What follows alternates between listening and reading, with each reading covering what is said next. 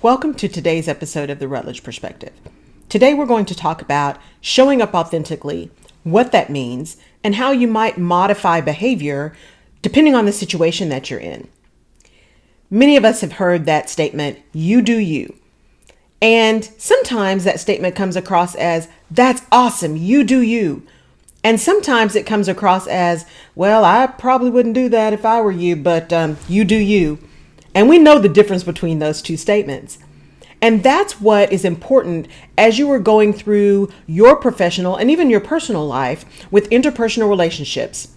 You want to be able to know that your message, your position, your ideas, your thoughts can be received in a manner that people can understand them, can at least evaluate them, and can appreciate them. And that comes around much more often than not to the way it's delivered, the package in which it's delivered. And so when we talk about you do you, my position is, yes, you do you sometimes. So let me break that down a little bit for you. When you think about leaders and how leaders show up, the best leaders are ones that are most authentic, they're transparent, they're confident, they're leaders that are approachable. And when you think about how they respond to things, I often wonder, did they really say what they wanted to say or not? And many times, because we're all human, we all have pet peeves, we all have hot buttons, it may be that person didn't really say what they wanted to say or in the manner they wanted to say it because it just wasn't appropriate. But they did get the message across.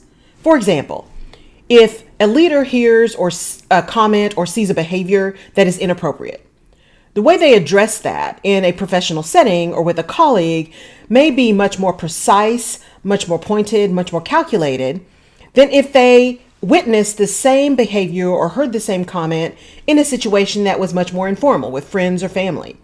Still consistent, still the same message, but the delivery was different because the environment required a different kind of behavior, a different delivery mechanism.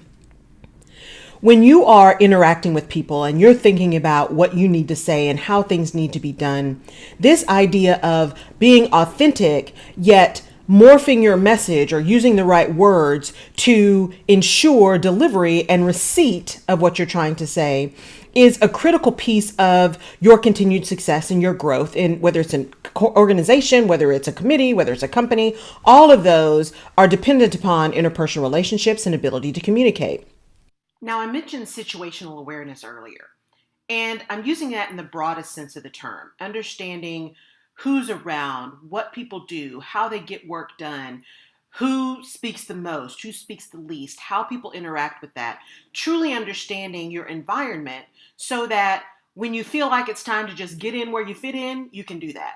And when you feel like it's time to really rock the boat, you can do that. But you're doing both of those things consciously based on a really good knowledge of the environment you're in.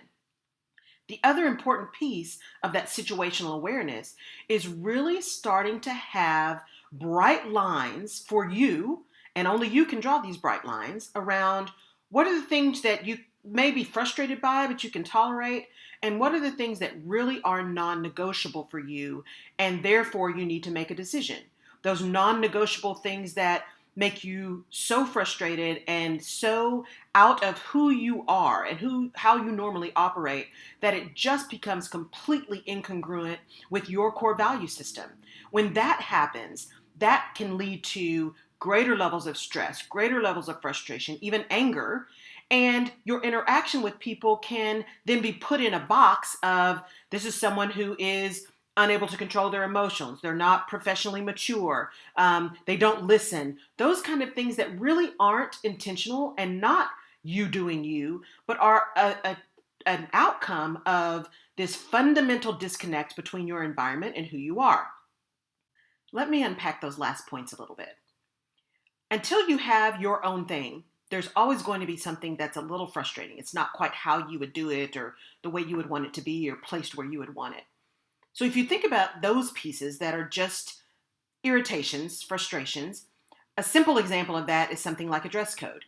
If when you get up in the morning, the thing that makes you able to function is to be absolutely fabulous, however you define that, lots of bling, great shoes, whatever it is, yet the place you go to work really is more about jeans and t-shirts or hoodies or steel-toed boots, That disconnect can be something that's quite frustrating. Now, on the one hand, it can make you stand out. It makes people know who you are. You could be noticed. It builds a reputation. All of those things can be good.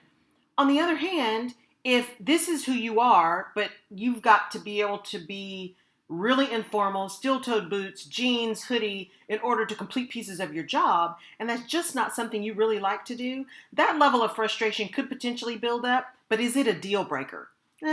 Maybe not. The other side of that, though, is those things that are fundamentally disconnected to your values. An example of that is if you know that in your position, you must be able to do telecommuting. The commuting is awful. You can do your work from anywhere. And so having the opportunity to telecommute is a non-negotiable for you. And you get to your organization and they're like, absolutely, we believe in telecommuting. We want our employees to have flexibility. Here's all your technology. We've got your computer, we've got your webcam, we've got your phone, we've got all of these things ready to go. And oh, by the way, we do have software embedded in the computer that can check you through the camera and can manage your keystrokes and watch what you're doing and how you're doing it and how often you're on and how long your pause is, etc. We want to be transparent about that, but it's really important that if you're telecommuting that we can still track your work and know that you're doing what you said you're doing on your telecommuting time. And when you hear that, it completely goes against everything you believe in.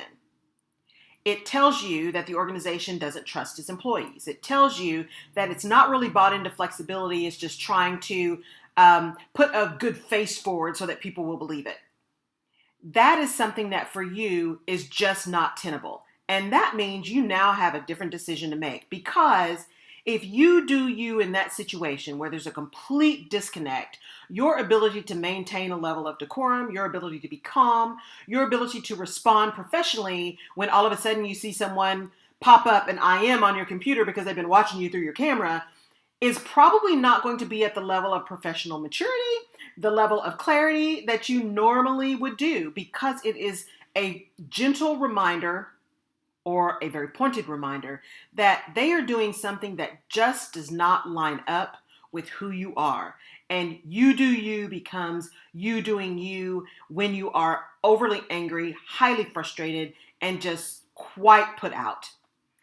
That is not a reputation that you want to build, and it's building simply because there's a disconnect. So you doing you could lead to you being tagged as over-emotional, non-committal, unable to be professionally mature, unable to have calm conversations. None of those things are true, but your behavior, because of the incongruence, will lead someone to be able to make those kind of decisions.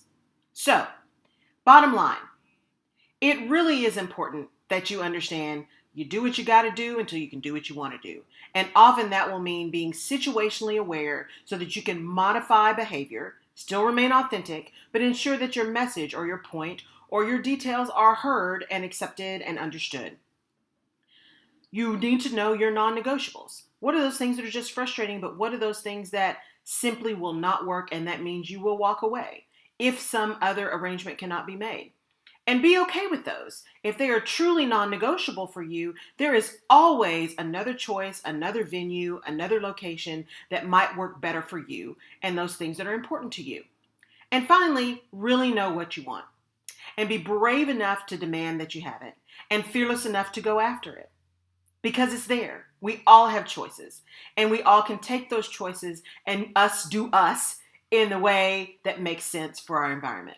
So, you go out, have a great day, you got this, and you do you sometimes. And that's the Rutledge perspective. I'll see you next time. Thank you for visiting my village. I am so excited that you did, and I'm truly humbled you chose to spend some of your time with me. If this or another episode of the Rutledge Perspective spoke to you, please give us a great rating. And please leave your comments, as I want to know your perspective on this topic. Your comments form the basis for continuous improvement and additional content, and I take them very seriously. You can find more information on episodes of the show or book a discovery call with me on laurelrutledge.com. You can also follow me on LinkedIn, Facebook, and Twitter. Oh, and if there's someone you think would enjoy or benefit from the Rutledge perspective, please pass it along.